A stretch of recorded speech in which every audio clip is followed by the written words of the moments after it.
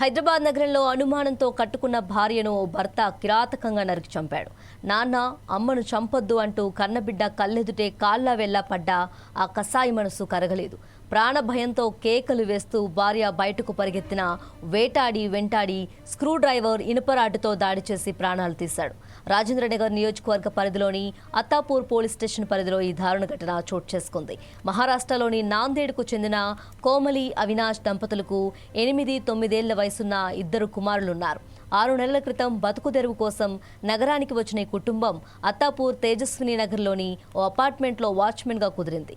కోమలి కాపలాదారుగా ఉంటూనే అదే భవనంలోని పలు ఫ్లాట్లలో ఇల్లు పనులు కూడా చేసేది. అవినాష్ ఆటో నడుపుతూ జీవనం సాగిస్తున్నాడు. అయితే ఇల్లు పనులకు వెళ్లే కోమలి రోజువారీగా ఆలస్యంగా ఇంటికి వస్తుందనే నెపంతో అవినాష్ ఆమె ప్రవర్తనపై తీవ్ర అనుమానం పెంచుకున్నాడు.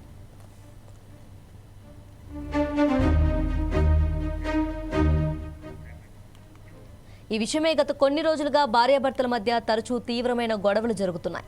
అవినాష్ విపరీతంగా మద్యం సేవించి ఇంటికి వచ్చి మళ్లీ భార్యతో గొడవకు దిగాడు. ఈ గొడవతో తీవ్ర ఆగ్రహానికి లోనైన అవినాష్ ఒక్కసారిగా కత్తితో కోమలిపై దాడికి తెగబడ్డాడు. ఇది గమనించిన వారి పెద్ద కుమారుడు భయంతో వణికిపోతూ నాన్న ప్లీజ్ అమ్మను చంపొద్దు అంటూ తండ్రిని బతిమాలిన కసాయి భర్త ఏమాత్రం వినలేదు.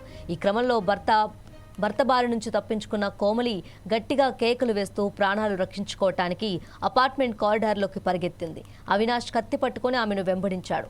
ఒక దశలో అతని చేతిలోని కత్తి జారి కింద పడిపోవడంతో పక్కనే ఉన్న స్క్రూ డ్రైవర్ను తీసుకొని ఆమె శరీరంపై ఇష్టానుసారంగా పొడిచాడు. అంతటితో ఆగకుండా ఇనుపరాడ్డుతో తలపై బలంగా బాదాడు.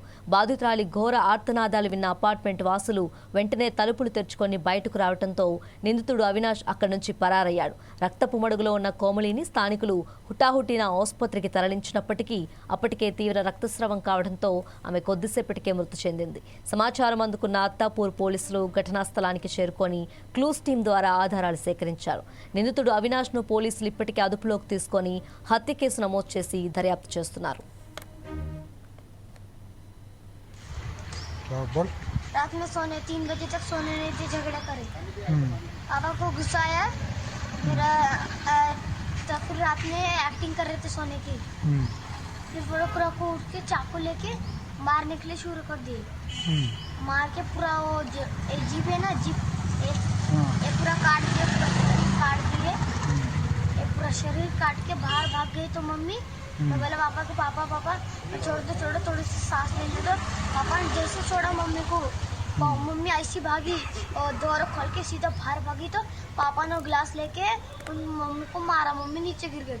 वहाँ से वो रॉड लेके रॉड खुपसाया पेट में, रॉड खुपसाया पेट में, फिर चाकू लेके खुपसाया, फिर स्क्रू ड्राइवर फिर खुपसाया, फिर चाकू खुपसाया।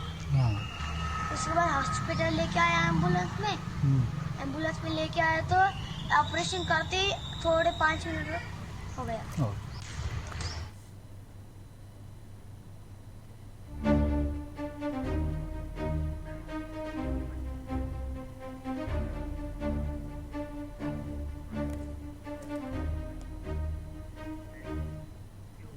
ఇక ఇదే అంశానికి సంబంధించి మరింత సమాచారం మా ప్రతినిధి లెనిన్ అందిస్తారు. లెనిన్ చెప్పండి.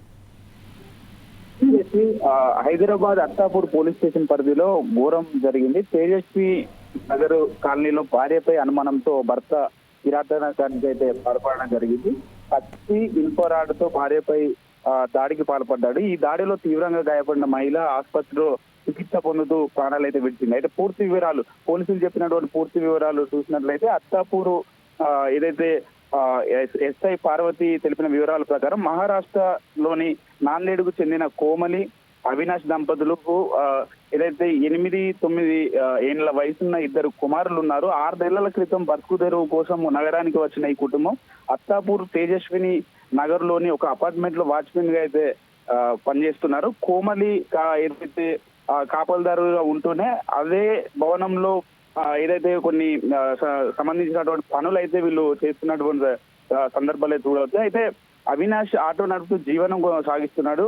అయితే ఇల్లు పనులకు వెళ్లే కోమలి రోజువారీగా ఆలస్యంగా ఇంటికి వస్తుందనే నెపంతో అవినాష్ ఆమె ప్రవర్తనపై తీవ్ర అనుమానం పెంచుకున్నాడు. ఈ అనుమానం పెంచుకున్నటువంటి నేపథ్యంలో తరచుగా వీరి మధ్యలో అయితే గొడవ జరుగుతున్నటువంటి సందర్భాలు అయితే అక్కడ ఉన్నటువంటి స్థానికులు అయితే చెప్తున్నారు. మరి పోలీసులు చెప్పినటువంటి వివరాల ప్రకారంగా ఈ రోజు ఉదయం ఏదైతే వీరి మధ్యలో తీవ్రమైన గొడవ అయితే జరిగినటువంటి నేపథ్యంలో కొంత ఏదైతే ఈ విషయం పైన గత కొన్ని రోజులుగా భార్యాభర్తల మధ్య తరచుగా తీవ్రమైన గొడవలు జరుగుతున్నాయి. గురువారం రాత్రి అవినాష్ విపరీతంగా మద్యం సేవించి ఇంటికి వచ్చి మళ్ళీ భార్యతో గొడవకు దిగాడు. ఈ గొడవ శుక్రవారం తెల్లవారుజామున వరకు కొనసాగింది. తీవ్ర ఆగ్రహానికి లోనైన అవినాష్ ఒక్కసారిగా కత్తితో కోవలపైకి దాడికి తెగబడ్డాడు. అయితే అక్కడే ఉన్నటువంటి స్థానికులు చుట్టుపక్కల ఏదైతే కొంత భారీగా అరుపులు అట్లానే గొడవ జరుగుతున్నటువంటి నేపథ్యంలో వచ్చినటువంటి సందర్భంలో కూడా అప్పటికే దాడికి ఏదైతే కత్తి ఇనుపరాడుతో అయితే దాడికి పాల్పడ్డాడు.